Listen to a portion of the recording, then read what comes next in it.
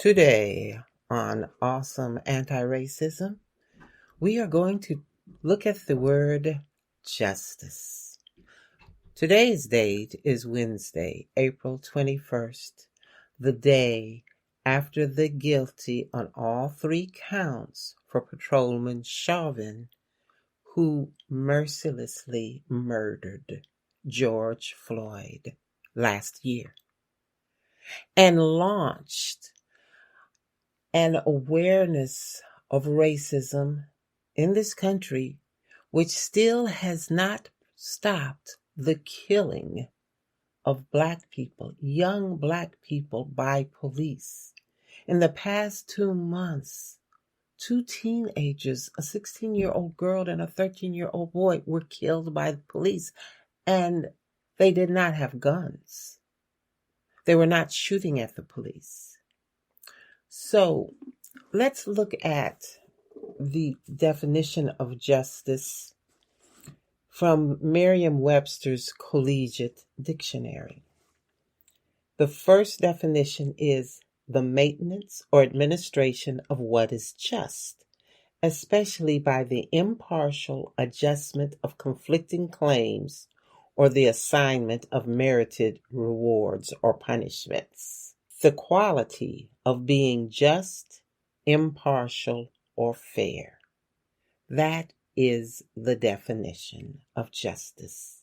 Without rules, without laws, without judges, there is a natural law of justice. That quality of being just, impartial, or fair. Now, what we have learned and see and continue to see, that justice in the United States remains, by and large, the expression was just us. Because justice for too long has been reserved for just us people with the money and the influence and the connections to avoid punishment for crimes such as murder. Now, there has been much talk of reforming the police departments, of reimagining the police departments. I speak of recreating police departments. And that act of recreating, which is close to the word recreation, can begin with a concept more of play than punishment. And most importantly, what is needed is the police need to sit down in some story circles with each other and then with their communities from top down, because the cruelty and the murders by the American police departments far outnumber anything in any other so-called wealthy, so-called developed nation. And there cannot be any justice when there is this disproportionate incarceration and murder of people of color, whether you are Black or brown or Asian. And we've seen this, not happening by the police, but we've been seeing Asian women being attacked. And that was led and created by a situation that still has not been fully remedied. And it might also have been created by the fact that prejudice and racism against Asians had been pushed aside and denied, because Asian people were known and have been used in this country for their supposedly aptitude in mathematics and technology and their hard work.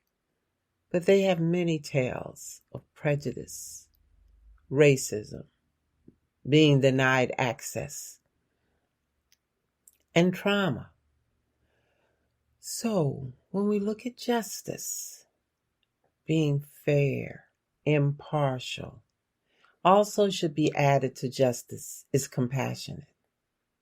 After all, in the Bible, which so many people in this country quote to support unjust and unfair actions.